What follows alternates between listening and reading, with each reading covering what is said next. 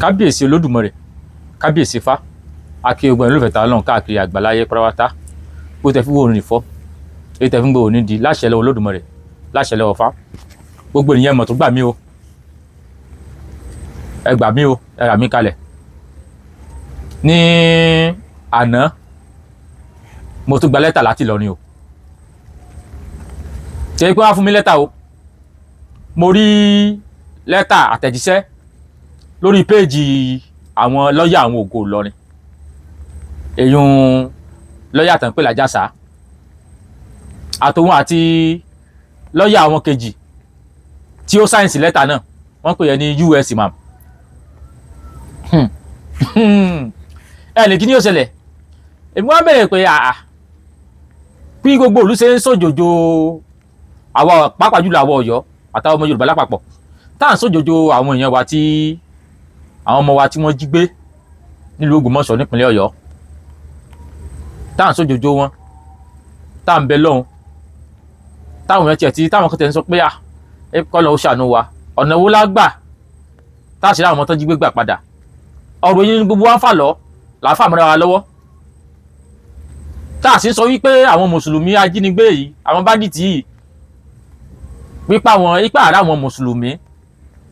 kí wọ́n bẹnu àtẹ́lu wọ́n ṣe jí wọn gbọ́n ejíyàn gbé. gbogbo àwọn tó ń paláyé gbé ọba ńlá ní Kwara State náà wà ń bẹ. gbogbo àwọn tó ń paláyé gbé ọba ńlá ní Kwara State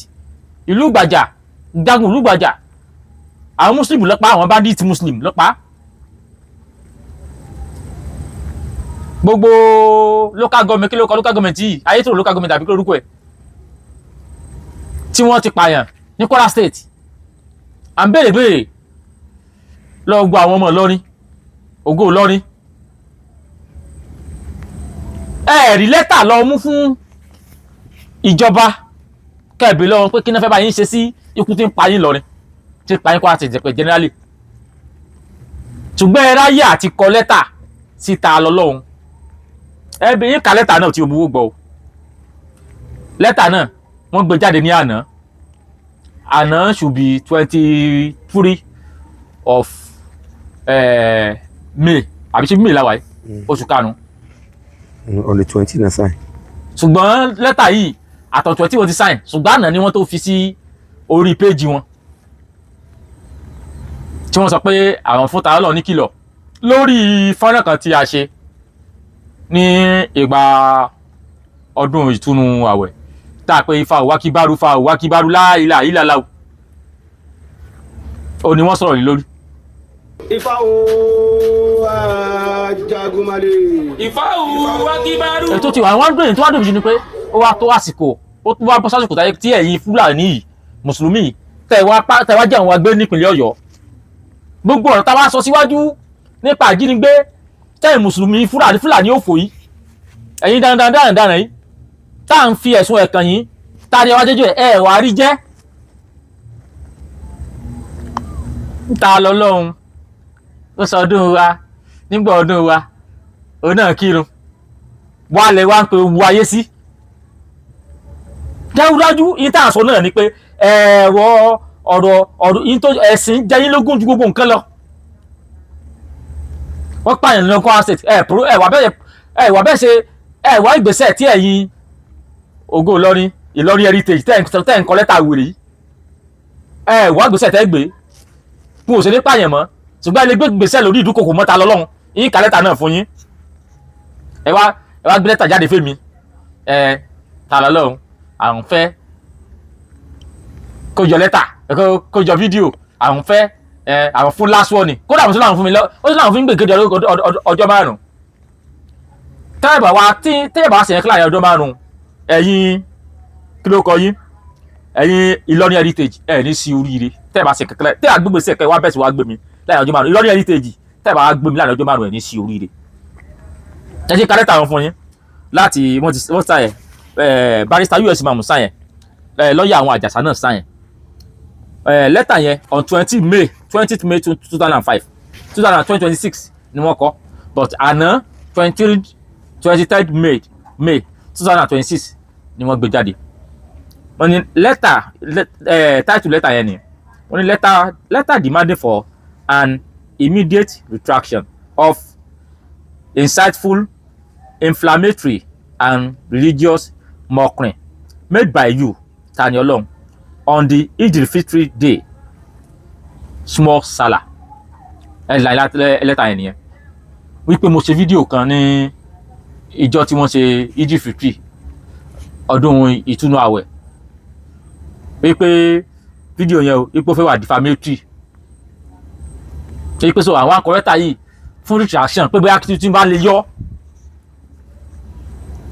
Kọ lẹ́tà sí Fúlàní. Ibẹ̀ mo sì ń bọ̀. Gbọ́ ọ̀rọ̀ tí ekún gbọ́ títí ẹ̀yìn di. Ẹ gbọ́ lónìí. Ẹ̀yin òpònú aláìlérè lórí. Tó lórí yín. Àjíjẹ sí ó. Àjíjẹ sí ó. Àwọn bàbá wa ní ń bú ni o. Tí àbáyé wọn tún bú ní eléyìí náà. Ọ̀dà. Ìbẹ̀lẹ̀ lẹ́tà náà ni. Wọ́n ní ọwọ́ òsì rẹ̀.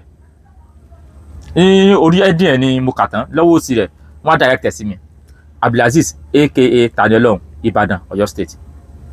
The attention of the registered trustee of Ilorin Heritage Preservation has been drawn to the disturbing video made by you and circulated on various social media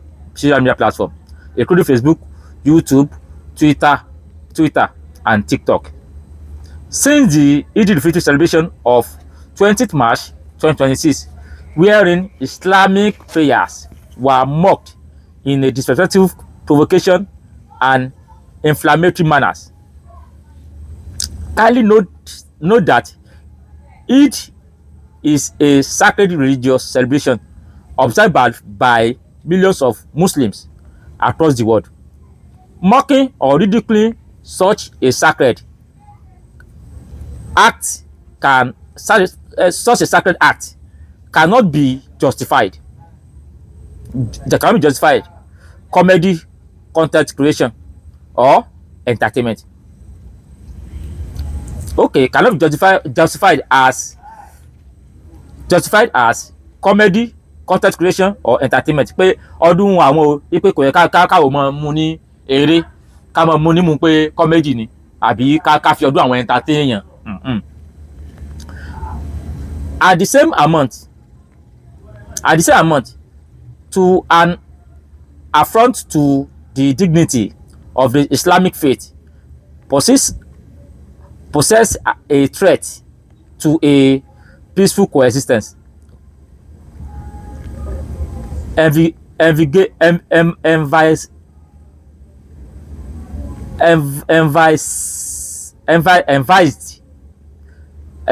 under the Constitution of the Federal Republic of Nigeria 1999 as amended.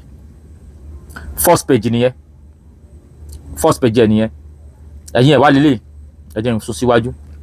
Wọ́n ní why the Constitution guarantee freedom of religion and expression. Such do not extend to insulting, ridiculing, or disrespecting the religious belief and practice of others. Your action, together with those of the individual featured in the video, are considered barbaric, offensive, condemnable, unacceptable, and capable of inciting religious tension and public unrest, if not urgently addressed in the interest of peace, harmony, and public order. It is evident that you and your exhort tender an unserved apology to Muslims across the globe and to also desist from the further occurrence. Wípé èmi àtàwọn tíìmù mi tàjọ sí o, wípé ẹ̀yin mùsùlùmí, wípé ká apologize fún yín, wípé ká sì mọ́ ṣe irú ẹ̀ mọ́, wípé èmi àtàwọn tíìmù mi tá a ṣe ká tender apology fún yín ẹ̀yin mùsùlùmí, ká sì mọ́ ṣe irú ẹ̀ mọ́, pé ká sì lọ yọ fídíò náà ní gbogbo social media platform tí wọ́n ti post fídíò náà. Platform tí yín náà tẹ́yìn náà lo fídíò yẹn náà yín tó lọ yọ ń bẹ̀. Platform àwọn míì tán wà online tán fídíò yìí tún lọ yọ ń bẹ̀ mo gbọ́. ok wọ́n wá ní in view of the above association hereby demand that within 5 days of receipt of this letter you should. wọ́n láwọn wá fún mi ní ọjọ́ 5 tí mo ti rí lẹ́tà yìí wípé mo gbúdọ̀ you should retract and remove the said video from all social media platforms where it was published and circulated. wọ́n ní bí tí mo publish ẹ̀ sí kí n kọ́ lọ yọ wọ́n ní gbogbo bí tó wá circulate dé àti gbogbo àwọn program media platform tó wà bẹ́ẹ̀ bí àwọn ìpínlẹ̀ ọ̀kan ni pé fídíò mi tá a ti kírun jẹ́ léyà o ó yá àyà gàmbà yóò yọ lọ́dọ̀ rẹ̀ òkúta àdìgìdì lọ́dọ̀ rẹ̀ ṣàkábà ìwọ́n náà yọ lọ́dọ̀ rẹ̀ o. àtàwọn tó ti download rẹ̀ sórí fóònù. àtàwọn tó ti download rẹ̀ fóònù àwọn tó ti download rẹ̀ sórí fóònù ó yẹ ẹ̀dí ìtẹ̀ lórí fóònù yín o fídíò tá a ti kírun jẹ́ léyà ẹ̀yìn jẹ́ ọ̀tún náà ẹ̀dí ìtẹ̀ lórí fóònù yín o. wọ́n láàrọ̀ kọ́ nù ká sọ fún gbogbo wọn ká kún ọjọ́ kò lórí fóònù wọn èyí pé àwọn fún mi ní 5 days gbogbo tó circulate ká yọ. wọ́n ní ẹlẹ́ẹ̀kejì ni pé tender an unserved public apology to the Muslim Ummah. Ipe ẹlẹ́ẹ̀kejì kí n wá tọrọ àforíjì lọ́wọ́ ẹ̀yin mùsùlùmí káàkiri àgbà ṣé ẹ̀yin mùsùlùmí ti lọ ní tọrọ àforíjì lọ́wọ́ yín ni àbí mùsùlùmí Saudi Arabia tó lẹ́sìn. mo fẹ́ bẹ̀rẹ̀ ní o Saudi ló lẹ́sìn ẹ̀yin lẹ́yìn protect ẹ̀ ṣé Eid al-Fitr ti Saudi ìwà lọ pé ìwà kọ lẹ́tà àbí tender apologies fún prince Saudi pé ẹjọ́ ẹ foríjì mi o wọ́n ní mo bẹ̀ sí yín jẹ́ àwọn wòlé ti lọ ní mo bẹ̀ sí yín jẹ́ o ọmọ ẹ̀jẹ̀ nǹkan tán. ok wọ́n wá ní take notice that failure to comply with the above demand within stipulated time shall leave us with no option but to initiate appropriate legal action against you in the court of competent jurisdiction. You are warned. Wọ́n sign barrister US Imam ìyẹn national coordinator sign ẹlẹ́ẹ̀kejì barrister AA Abọ́lájí Àjàsà general secretary ọkọ̀ pàyí méjèèjì. tí ẹ̀yin méjèèjì èmi ta lọ́lọ́run ifá tì mí lẹ́yìn agbólóhùn bí ọ̀jẹ̀ ẹkùn kàkàkà ọkùnrin wà wúwo tí wọ́n Tinubu tó ti tojú ojú ọ̀nà èmi náà wá fún yín láti òní sí ọjọ́ 5 tẹ́ ẹ bá ṣègbésẹ̀ tàbí kí n gba lẹ́tà yín kẹ́ẹ̀kan sẹ́ndì lẹ́tà sí mi pé kóòtù ya ẹ̀rín sóríire mo fún yín lọ́jọ́ 5 ẹ mọ̀ wùlẹ̀ jọ pẹ́ èwo tiẹ̀ dín káfẹ́ báyàn jà gan ká tó mọ̀ sọ bí tá sọ̀kù sí lọ́rùn rẹ̀ àyè méjèèjì tẹ́ sáyìn lẹ́tà yìí àtẹ̀tọ́ ló ń jásà àti ìwé ara Nàìjíríà tó pẹ̀lẹ̀ lára US bóyá Osman sí ló kọ wùrí ìmọ̀ ẹ̀yin méjèèjì bẹ́ẹ̀ bá pè mí lẹ́jọ́ kó tó di ọjọ́ 5 ẹ̀ ní sí oríire ẹ̀yin Ìlọrin heritage tẹ́tí wá lẹ fẹ́ mú ẹjọ́ yìí tẹ́lẹ̀ fẹ́ gbẹ́jọ́ lọ kóòtù tẹ́ bá gbẹ́jọ́ lọ kóòtù Ìlọrin heritage òfò lẹ́sẹ̀ lẹ́tà yẹn wọ́n sẹ̀ pèsè lánàá ni àtàn 20 wọ́n ti kọ́ àti on 20 yẹn ẹ kà á ó ti pọ́jọ́ 5 but ẹ̀yin mẹ́rin ká láti ọ̀nà 20 ọjọ́ 5 kó ó bẹ̀ látànà on 23 24 25 26 27 ni ó pè ìjọ ọdún mẹ́jọ yín láì kó 27 àbí 28 27 ìjọ ọdún mẹ́jọ yín yóò pè tó wá di ọjọ́ kejì yọ iléyá yín tí ń bá wá rí lẹ́tà ìpẹ̀jọ́ kóòtù àbí ẹ̀ tí wàá jí mi gbé bẹ́ẹ̀ tí mo jí mi gbé ń jọ́ sí ẹ̀ ní sóríire gbogbo ẹ̀yin àtẹ́rítẹ́jì o àti ìwòrè ara US o àti Àjàsà o ìpè ọ̀pá yẹn ni wọ́n rí wèrè yín dúró wọ́n rí wèrè yín wọ́n ń sá wèrè yín tí wọ́n sọ pé ẹ dákun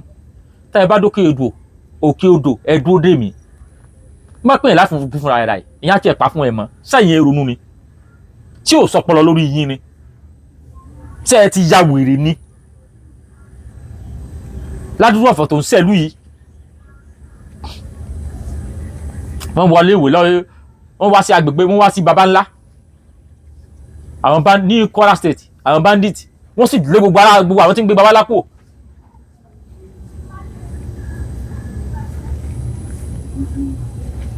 Jagun Lùgbàjà ọkùnrin wà wúwo ni tọ́lọ̀ máa pọ̀rọ̀ Fúlàní báyìí àbí nǹkan kan yóò sáré gidigidi wọ́n pa Jagun Lùgbàjà wọ́n wà Lùgbàjà ní Kwara State wọ́n lé wọn dànù. wọ́n ti gbàgbé orúkọ ìlú Yorùbá wuyì ní Kwara State náà ni wọ́n lé gbọ́ ara rẹ̀ ibi ò ṣe gbé mọ́. Ìlọrin Heritage lẹ́tà wo ló jáde láti ọ́fíìsì yín wípé tó jáde sí ọbẹ̀ ọ́fíìsì Boko Haram ni o bí ọ́fíìsì state government ni o. àbọ̀dọ̀ Ògúnmi láti béèrè pé ẹ dákun wọ́n ń pa àwọn ará Kwara State ẹ dákun ẹ ṣàánú wa kò mọ̀ sí ìgbésẹ̀ tí sí mo yé sọ̀rọ̀ yìí nígbà wàá sọ̀rọ̀ wọn kàn sára ní pé wọn èsè mùsùlùmí o bandit ni wọn o ṣàmì pé gbàtà gbé mi jọ́sí náà yìí tán sọ náà ní pé àwọn òjà fẹ́ sí o àwọn àbá wa tó bú ni o a sì gbọ́dọ̀ protect orúkọ àbá wa èsì báyìí wọ́n wúlò tí wọ́n ti rẹ̀ wúlò àwọn tó ti wá ìgbà ẹ̀sìn wọ́n wúlò jáfẹ́ sí tààrà báyìí tí wọ́n fẹ́ jáfẹ́ sí ẹ̀sìn tá a la fẹ́ jà fún gan-an sẹ́sìn bàbá yín ni àbẹ̀sìn Lárúbáwá torí èmi rò pé bóyá ti Saudi Arabia ní ti gba lẹ́tà ni bí i Saudi Arabia ní ti gba lẹ́tà wípé látọ̀dọ̀ Prince Saudi o wọ́n ní ọmọ kan wà Nàìjíríà ta lọ́lọ́run o nínú Ìbàdàn ẹ̀sìn bàbá mi o Prince Saudi kò síbẹ̀ pẹ̀ ẹ̀sìn bàbá mi o ẹ̀sìn bàbá mi mọ̀ ọ̀ ń bàjẹ́ o mọ́ bẹ́ẹ̀ sìn mi jẹ́ mọ́ o àrí lẹ́tà láti bẹ̀ ókè tẹ́rúdájú èmi tí mò ń mọ́ọ̀kì èmi tẹ́ sọ pé mò ń mọ́ọ̀kì ẹ̀sìn wípé mò ń sin yín jẹ èmi mò ń bẹ́ẹ̀ sí yín jẹ àwọn tó wá ń jiyàn gbé orí àwọn pípù yìí ti dàrú irú èyí tó pẹ́rẹ́ ní US yìí náà yóò sì mọ lóhùn káwé sẹ́wọ̀n lọ́pọlọ báyìí nínú èmi tí mo dó sí ilé mi in my comfort house tí mo máa dé láwàní fúlá tí mo máa wé láwàní Arab tí wọ́n ń pe Ifá Wágbárú tí mo ṣe tán tí mo bí ajá fún tí èsì láwàní Ìlọrin tí ìrìn Ìlọrin kò wé láwàní rí ilẹ̀ Yorùbá Ìlọrin ìlú ládìrín ni tí mo wá wé láwàní Lárúbáwá táìpá àwọn ọ̀nà mọ̀mọ́ lówó rí tí mo wá fi nínú ilé mi tí mo wá fi ṣe content tí mo fi kífá tí mo padà bí ajá fògùn àti ẹnìkan tó wọ́n láwàní Lárúbáwá yẹn náà tó náà pé Allahu Akbar tó sì lọ sílé ìwé tó sì lọ jí àwọn ọmọ tó lé ní 50 tó jí wọn gbé lọ tí wọ́n sì pa tíṣà tí wọ́n sì dù lọ́rùn tó tún gbópo ẹ̀ lọ ẹjọ́ ta ló ba ẹ̀sìn yín jẹ́nu àwa méjèèjì ṣé ìpínlẹ̀ àwọn kéde ti dàrú èyí tẹ́mi ṣe ta ni mo fi pa lára ẹ̀rí lẹ́tà kọ jáde lórí àwọn tó pe Allahu Akbar Allahu Akbar Allahu Akbar la ilaha illallah tí wọ́n pa tíṣà tí wọ́n káwọn ọmọ ọdún 2 ọdún 3 ọdún 4 tí wọ́n sì kó wọn lọ lẹ́tà kẹ́kọ̀ọ́ jáde lórí ìyẹn ọ̀rọ̀ kẹ́kọ̀ọ́ jáde lórí ìyẹn ṣùgbọ́n lẹ́tà lẹ jáde lórí èmi tí mo jókòó nulé mi tí mo rí pé ẹ̀ ń sọdún yín tí èmi náà sì ń dáfà mi nínú dùn tí mo ń pè fà mí Ifá Wágbárú Ifá tóbi tí mo ń dógùn Ògún mi nínú dùn Ògún Wágbárú Ògún tóbi tí mo ń dá Ṣàngó mi nínú dùn Ṣàngó Wágbárú Ṣàngó tóbi láì sì fi pẹ́ nìkankan lára ìkúlò máikrófóònù káàkiri tó bí ara alẹ́ kejì ò gbọ́ ìfipálá ara alẹ́ kẹta ò gbọ́ ìlò spíkà mo fi ń dára mi nínú èmi tí mo jókòó ní ara mi tí mo jókòó ní ilé mi tí mo dára nínú mi dùn láìpẹ́ ní kankan lá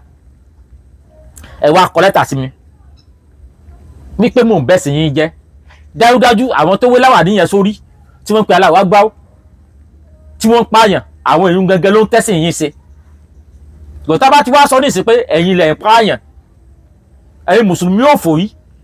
alákàtà ti wòrì lẹ̀ ń pààyàn ẹ̀ ní pé irọ́ ìsìláàmù kọ́ wa bẹ́ẹ̀ ṣùgbọ́n èyí tí ọ̀rọ̀ tí ò ti wà nítumọ̀ yìí ẹ lè gbé kéèsì dìde lórí ọ̀rọ̀ tí ò nítumọ̀ ẹ lè gbé kéèsì dìde lórí ọ̀rọ̀ tí ò nítumọ̀ ṣùgbọ́n ní ọ̀rọ̀ tó nítumọ̀ tí ń gbomi jẹ́ lójú gbogbo ayé ẹ̀rí kéèsì ẹ̀rí lẹ́tà kankan sí yẹn ẹ̀rí Gumi sáfù lẹ́tà wípé wọ́n lágbóde gbà wọ́n báńdíìtì Kwara State ẹ pé Kwara State o ẹ̀yin heritage òfò lọ́rí o wípé wọ́n ti fẹ́ parí ní Kwara State o Gumi gba lẹ́tà o jápàdé kóòtù o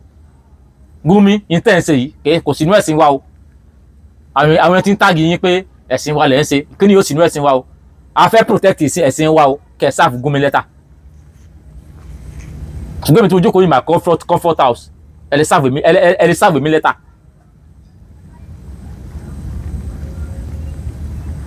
gbogbo ọ̀rọ̀ tí Gumi sọ wípé àwọn bandits ọmọ ìyá wa ni wọ́n a gbúdọ̀ fún wọn ní iye tí wọ́n mọ̀ jẹ a gbúdọ̀ provide iṣẹ́ fún wọn tí wọ́n mọ̀ ṣe tí wọ́n ò fi ní pa wá mọ́ mùsùlùmí ni wọ́n ní Gumi kìsẹ́ẹ̀tì lẹ́tà sí Gumi pé kọ́rọ̀ yẹn jẹ wípé àwọn bandits ṣe mùsùlùmí wípé ọ̀daràn ni wọ́n sẹ́yìn lẹ́tà sí Gumi pé kọ́rọ̀ yẹn jẹ ike bò ní Gumi ó ṣe pé bandits ni mùsùlùmí ṣùgbọ́n ẹsẹ̀ ní lẹ́tà síta lọ́lọ́run tó jókòó sí inú ilé rẹ̀ tí ń ṣe kọ́ńtẹ́ǹtì ẹ̀ tí ń kí Ifá rẹ̀ tí ń kí Ṣàngó rẹ̀ tí ń kí Ògún rẹ̀ wípé ń bẹ̀ sí yín jẹ́ ẹ̀sìn bàbá ta ni tí ẹ̀mí àyín lọ ló lẹ́sìn ni ṣé wọ́n lè pín tajà kó kan lè mọ̀ mú ni ṣé Saudi Arabia sẹ́mọ̀ pẹ́yìn kan exist ni ṣé Saudi Arabia pẹ́yìn kan exist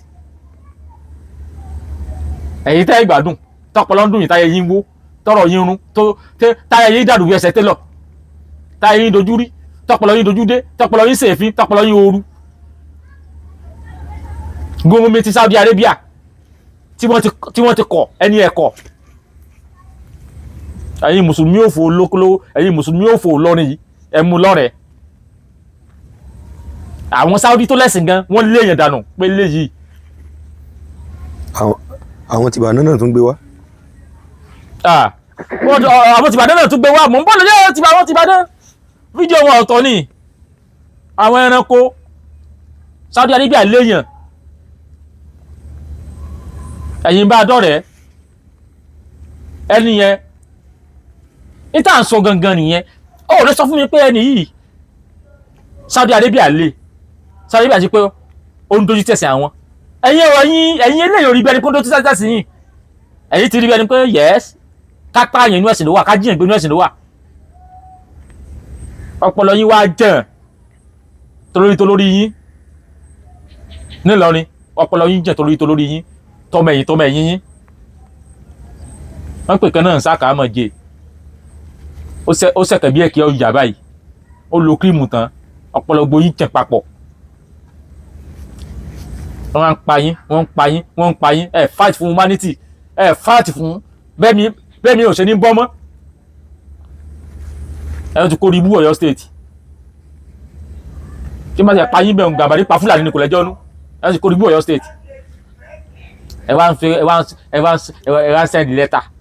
ẹ sáyẹ̀nsì bú ẹ̀sìn mọ́ ó sáyẹ̀nsì Dìgbòlugi Àjàsá ó sáyẹ̀nsì we give you 5 days to research to remove the video gbẹ̀ǹjì ṣíṣe program platform àwọn ẹni òfò tẹ́ẹ̀bà wá ṣègbésẹ̀ ẹ parẹ́ ẹ fọmọ pa mo jókòó dé ẹ̀yìn bá náà ilé ìlọ́bìnrin kan ilé àpótí jókòó dé di kò rẹ̀ ní ìkémi ojà lóbi tíjọ́ sílẹ̀ pé ẹ máa bọ̀ ṣùgbọ́n ara àwọn tẹ́yìn náà mú dání kí n sọ fún yín ẹ lọ sẹ́ẹ̀tì lọ́ra ti yín náà lẹ̀ ẹ sọ sí ẹjọ́ pọ̀ ta ló mọ̀ kẹ̀sí yín àbí gbogbo àti má láàmú yín tó ti mọ̀ kẹ̀sí tiwa ẹ̀yin náà ó yẹ kẹ́yìn kó ti gba lẹ́tà wàá rò pé ṣáàjà mọ̀ wò wọ́n yín ti ń do yín lọ́wọ́ wọ́n fẹ́ ẹ̀yin ara yẹ́ fẹ́ para yín tán yín ti ń do yín lọ́wọ́ àṣàwò ká mọ̀ wò yín málámù jọ tí málámù yín tẹ́tí mọ̀ kẹ̀sí tiwa ọmọdé gbólú kéré àbàrí lọ́dọ̀ yín bẹ́ẹ̀ ẹlẹ́bọ ní mọ̀sẹ̀lẹ̀ online yóò tún wá sẹ́ online yóò tún wá tóògùn ẹlẹ́bọ ó wà ń bẹ̀ málámù yín níjọ́ tó ń sọ pé Jésù bodò kólókólókó ó jẹ́ àgbàdo àwọn kìsẹ́ ní mọ̀ dìde wọ́n sáà ń wò ó ṣé bodò jẹ́ àgbàdo ìwọ̀ wí gbogbo àwọn àfáà yín nílọrin yẹn gbogbo wáàsí wọn àwa náà ti lọ kó jọ tẹ́yìn bọ́ sí ìṣẹ̀ṣe bàbá yín lọ́fà Muyideen eléyìí jóná bí ọ̀pá àkà ọ̀nà ọ̀gbà lẹ́tà ẹ pọ̀ tẹ́ gbà lẹ́tà ìgbà kẹ́lẹ́ pé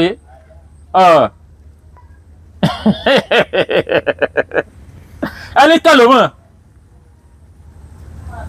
àwọn kan ní olè wọ UK mọ́nú yín o wọ́n láwọn fẹ́ lọ sí wáàsí UK wọ́n lé wọn padà ní ta ní jẹ tọ́jà ń jùrù ayé ìgbà kẹlẹ́ pé èmi o sẹ́rí on so date mo lọ sí Beckham ní UK màá lọ sí lecture àwọn 15 tó lọ yìí ni wọ́n ṣe bá ń fi lecture sí wọ́n léwèrè wálé ó dé airport Nàìjíríà ó tún bọ́ sọ àwọn immigration ó dé káàtù kó tó fi ilẹ̀ ayé ìgbà kẹlẹ́ pé gbogbo yín ìkàkọ̀ nílé wọ UK mọ́ èmi tí mo sọ bẹ́ẹ̀ ni gbogbo yín pátá gbogbo ẹbí mùsùlùmí tàṣẹ wà sí ìkàkọ̀ nílé ṣé ká ta ọlọ́run gbà kẹlẹ́ pé ẹ ń sí èrè gbogbo mùsùlùmí pátá yẹn kò ní wọ ìkàkọ̀ nílé wọ UK mọ́ ẹni mo sọ bẹ́ẹ̀ gbogbo yín pátá ni mo sọ. ṣé ẹ mú ẹ kì ẹran bí òrè ni ẹ̀yin tẹ́ ẹ gbọ́sẹ̀ sí ní ìsọ̀rọ̀ tẹ́lẹ̀ akàrà jókòó báyìí ẹ ti tọ́ wèrè àfọkúgò ni ó jókòó tí kara báyìí ẹ mọ̀ bọ̀ mo ń retí yín o mo ń retí yín ṣáàtì gbọ́ gbogbo ẹ̀yin kíníkà heritage Ìlọrin heritage ayé yín ò ní heritage ẹ̀ ní jẹun tí ó yòyìn ẹ̀ ní san tí ó dàjẹ́ tolórí yín ni olórí yín ń gèlè ẹ̀sìn Saudi Arabia ó dẹ̀ sí yín àwọn wèrè ti wà ní lára yìí ẹ̀yà orí kankan ẹnìkan gbogbo tó ṣẹlẹ̀ nílùú Nàìjíríà ẹni contribution ẹ̀kan tẹ̀sẹ̀ contribute positively. ọmọ kan bá dẹ̀ lẹ́wọ̀n kọ lẹ́tà sí kí ẹ̀ tiẹ̀ lọ́pọ̀lọ́ wọn kan ṣé bá rí wèrè US lọ́ọ̀yà US wọn náà nígbà kéèsì tán bí wèrè sí lọ gbé kéèsì mí dìde nu olórí burúkú pa lójú kan fi kan rí na ẹni bẹ́ẹ̀ wèrè ṣe yìí nù gbọ́dọ̀ ṣe yìí ni ẹ rò pé wèrè di nǹkan ẹ̀kẹ́ ni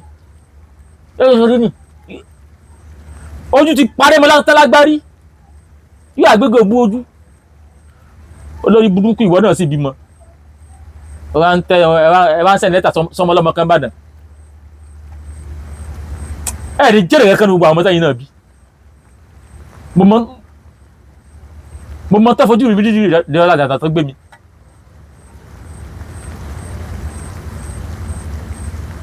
gbogbo tẹ́ fojú mi rí ẹ ní jẹ́rẹ̀ kankan ní gbogbo ọmọ sẹ́yìn náà bí gbogbo pátá gbogbo ẹ̀ tẹ́ gbé mi dì sí ìforíjì yìí o tọ́ ọmọ lẹ́yìn lè gbà yẹn lè gba tínú ọmọ ẹ ṣe orí burúkú níbo ẹ̀yin tẹ́ gbé mi ẹ tún wá ń kọ lẹ́tà ìjà ànádùn mọ́ yín lẹ́nu àbí ẹ má bọ̀ mo retí yín ẹ má bọ̀ ẹ wò ó ká dúpẹ́ lọ́wọ́ gbogbo àwọn olólùfẹ́ wa jàre tí wọ́n ti wà lẹ́yìn táwọn náà ti kọjá bí ìtànà àti gbẹ̀rẹ̀gẹ̀jìgẹ̀ àtúntò adúpẹ́ lọ́wọ́ ẹ̀yin tẹ́tẹ́ ti wà lẹ́yìn ojú òní ti yan ẹ̀yin lẹ́yìn bẹ lẹ́yìn orò tí fi ń dún kò wulẹ̀ nínú ká mọ̀ dákọ èèyàn pọ̀ tó nígbà tí kèsì ẹ̀ tẹ̀sẹ̀ gbà rẹ̀ gan wọn bá làwọn èèyàn ta rí bọ́ ní ìsìn àwọn kan gan gbà yẹn ó ti sú wọn báwọn kan ti sìn wọ́n sì wà lẹ́yìn ta lọ́lọ́run àwọn kan àtúntì ẹ̀ ti sú táyé kó ta lọ́lọ́run ẹ wo ìfọ̀ àwọn kan tún pè ta lọ́lọ́run ẹ wo tí ẹ̀dẹ́ ti pọ̀ jù ṣùgbọ́n àwọn kan wà lẹ́yìn pé wọ́n dúró bíi kéni ó wà lé ọrùn kí o tó máa gba sálárì lótútù kó tó máa ta lọ́lọ́run àlè sálárì tèmi àjọ máa pín ni àwọn kan wà time to time ni ta lọ́lọ́run kí lè jẹ ẹ láwọn tí ò tiẹ̀ sú tó já àwọn ọmọ ọkọ táwọn gbogbo mo lẹ́nu táyé pé tí wàá fi lè gbóhùn mi ní àárín 24 hours tí wàá gbóhùn mi fọ́jọ́ márùn-ún ó lè mọ̀ bọ̀ Nàìjíríà yóò dá tíkẹ́ẹ̀tì bí mọ̀ bọ̀ lè táwọn lọ́n gbà kan wá lẹ́ pé kí ó dájọ́ kó onú gbọ́dọ̀ kábíyèsí Olódùmarè agbọ́dọ̀ ìwọ ilé òfẹ́ wa o táwọn tó ń dáko àmọ̀ ṣẹ̀yàn ni ṣùgbọ́n àwọn tó lẹ̀ mọ́ alárùn bí fo wọ́n mọ̀ra wọn dára wọn mọ̀ láwọn tí ó sùn láti gbà yín náà wọ́n ti wà pẹ̀lú wájú òsùn wọ́n ti wádìí sí bẹ́ẹ̀ lọ́mọ ọkọ ṣe ẹ wo kí n tó lọ jáde ìpínlẹ̀ ọjà làgùn owó káwé lè mọ́ kò rí bú tí wọ́n bá mi iléeṣẹ́ Renix ẹ ṣe àdúpẹ́ o gbogbo àwọn tí wọ́n ń ra oògùn tí wọ́n ń gba oògùn yín wọ́n mọ̀ nǹkan sára wọ́n mọ̀ ń jẹ́rìí sí àwọn oògùn kan tí ẹ wà tó yẹ láti lè ṣe Renix lẹ́jọ́ mẹ́ta yìí táwa náà gbà ta ló ń bẹ̀ ṣé bí awo gba àrùn ni oògùn tó lò lójú ẹsẹ̀ owó àtẹ̀gbò ó lò lójú ẹsẹ̀ ó sì ti mọ̀ pọ̀ lóògùn gbogbo ẹ̀yin tẹ́ ẹ pàmò pọ̀ iléeṣẹ́ Renix orí yín ò ní dàrú o ẹ kú iṣẹ́ o ṣùgbọ́n kó bó dàbẹ̀ nípa ànìkan láàmú jàǹfààní yín ni láì fi nọ́mbà yín léde fún gbogbo èèyàn fún gbogbo ẹ̀yin olùfẹ́ wa tẹ̀ ń gbọ́ wa tẹ́ bá nílò fún oògùn lóríṣiríṣi tá a ṣe ní tá a fi ewé àti gbòṣe láti ṣe Renix nọ́mbà tẹ́ pé wọ́n ti lọ́ọ̀lọ́jù fọ́nrán yín ó tẹ́ fi wò ní fọ́ ó tẹ́ fi gbọ́ òní di láṣẹ lọ́wọ́ Olódùmarè láṣẹ lọ́wọ́ fa mo kí wa ẹ̀ làbọ́rú ẹ̀ làbọ́yè bọ́ ṣiṣẹ́.